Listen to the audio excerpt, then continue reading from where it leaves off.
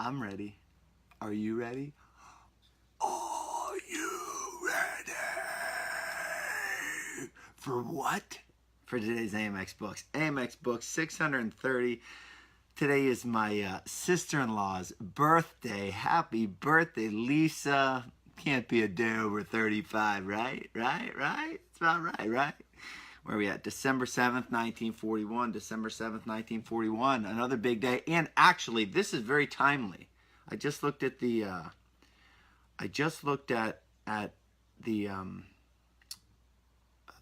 sorry, multitasking here. Just looked at the schedule calendar right now. That's pretty timely, very timely. So it has to do with what we're going to be talking about today. Give me a second. Anywho, ski, as I get set up here, I'm going to talk about some serious stuff today. The bombing of Pearl Harbor as well, the rise of Nazi Germany, and this is it's also some interesting stuff. Sorry, again, I'm multitasking here, but it's heavy stuff. So today's happy Friday to you, Dread. So today's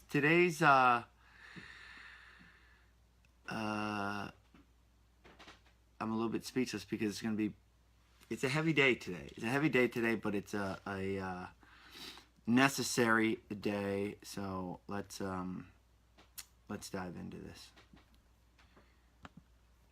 1, 2, 3, go. Good morning, my friends, and welcome to the Spaniard Show. This is AMX Books 630, studying The Boys in the Boat. And, you know, I just wished a happy birthday to my sister-in-law, Lisa. Happy birthday, Lisa. And I looked at the calendar, and I realized it's December 7th. December 7th, 1941 is Pearl Harbor, the bombing of Pearl Harbor. And also today, coincidentally or not, I have made a lesson plan to talk about the rise of Hitler's Nazi Germany. And I have chills right now as I'm talking about it. It's super heavy. It's certainly not fun and enjoyable to recount from the book what I'm going to recount today, but I think it's, you know, extremely important and necessary as human beings. I know history was never important to me growing up. It just wasn't. And now that I get older, I realize the importance of history, and I really want to get that out there to young people and older people alike, and just the value of knowing things, right? Just the value of knowing things. I'll talk a little bit more about it, but the book we're reading is The Boys in the Boat. It's a tremendous book. Get the book. Human spirit, hard work, history, rowing, connection, mission above self. There's so many subplots and sub-themes to this book. First, I'm going to start out on a lighter note, and I'm going to talk about George Pocock. So as I had mentioned in the past couple days, Pocock was not a coach per se. He was a mentor, a sage, a figure. He actually built the boats, the shells, for the University of Washington and the rest of the teams across the country. So he was unbiased in the fact that he built these boats for all of the universities, but he's also a little biased because his his shop essentially was on the campus of the University of Washington. So he revolutionized he had something to do with developing a new stroke. He also had something to do with developing a new type of boat. So he came from a long line of boat builders, but he also added his own thing to it. And when I say his own thing to it, I'm going to talk about that here. It's kind of an enigmatic thing that he added to rowing in his boats, etc. But it was also his mastery of skill. Remember that lifelong pursuit of the ideal that I talked about when I first brought him into the picture a couple days ago? It was this persistence of the ideal, this idea of mastery, this idea of excellence, as to why I'm drawn to the guy and I love reading about the guy. So he revolutionized racing shells in the U.S. He began building them. So initially they were built with Spanish cedar, and then he revolutionized that, changed it as per the advice of one of the predecessor coaches, and they suggested he changed to red cedar versus Spanish cedar. Now this is getting kind of technical. I'm not an expert on it. I read what I read in the book, but I'm going to tell you why that matters. So Spanish cedar was a little bit brittle. So boats would crack, boats would break. They had to repair the boats often. This red cedar, which was native to the Northwest, the U.S., out in Washington, so it was alive. It moved. It flowed, okay? So we're getting to this spirit thing. And when I'm talking about the boys in the boat, the guys who rowed, the team, the coaches, it's a very holistic approach to being. You know, this total encompassing, not just a bunch of dudes who get in a boat and row, right? It's the mastery of the boat, the mastery of the skill, the connection of the guys in the boat, the technique, the spirit, the set and setting in the United States, the set and setting in the world, what they stood for. So it's a totally encompassing feeling that's existing here. And of this new red cedar that George Pocock started building his boat, with which he started building the boats, he said there was, quote, this unflagging resilience, this readiness to bounce back, to keep coming, to persist in the face of resistance, was the magic in cedar, the unseen force that imparted life to the shell. As far as he was concerned, a shell that did not have life in it was a shell that was unworthy of the young men who gave their hearts to the effort of moving it through the water. So we're hearing here how this red cedar has this ability to bounce back, to move forward in the face of persistence.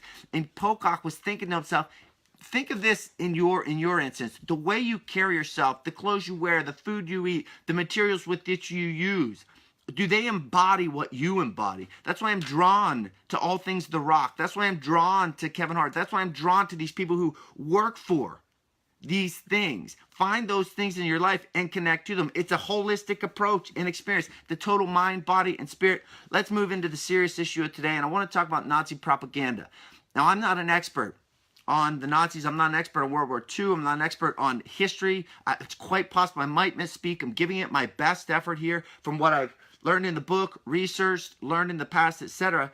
This is hard to talk about because it's not fun to talk about. It's dark, but I feel like it's very necessary that you and I and everyone else knows the history, at least to a competent level, so as to be aware, perhaps more empathetic, but also to be aware of these things happening again in the future. So Nazi propaganda, I heard that word propaganda, and I didn't fully understand what it meant. But essentially, Hitler, Joseph Goebbels, Leni Riefenstahl, who I'm going to talk about today, they totally orchestrated this picture that this is what Germany is. And when the world was going to come there to Berlin for the Olympics, they wanted it to be, you know, if you have a guest coming and you want your house to be in tip-top shape, everything in line. That's essentially what they did with Germany. They put away all the anti-Semitic signs. They moved everything and everyone that gave off any sort of negativity as to reality, actually, any sort of semblance of reality. They got rid of it for this time and place. So there was a movie, and it's said to be the most successful propaganda film made of all time. It's called Triumph of the Wills. It was put together by a woman named Leni Riefenstahl. And she was a director, a producer, an actress, a dancer, high society. Let's just say she was high society in Nazi Germany. Also, it was kind of a trio. Riefenstahl, Hitler, and then this guy named Joseph Goebbels, whom I've heard, actually, by way of Opie and Anthony's show. Jim Norton has spoken of Goebbels often, but just not good people. Creating this propaganda that Nazi Germany stands for the right thing so that we, the world, can be duped and fooled.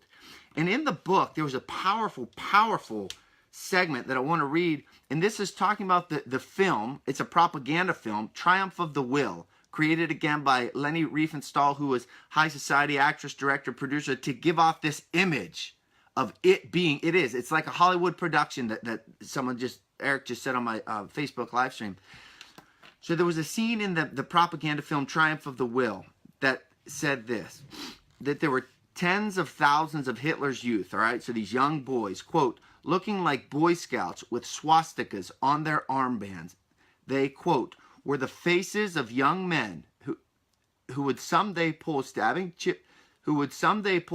children from their mother's arms and herd them into gas chambers, who would order Polish women to strip naked, line them up at the edge of trenches, and shoot them in the back, who would lock all the women and children of the French town of Oradour-sur-Glane in a barn and set it on fire.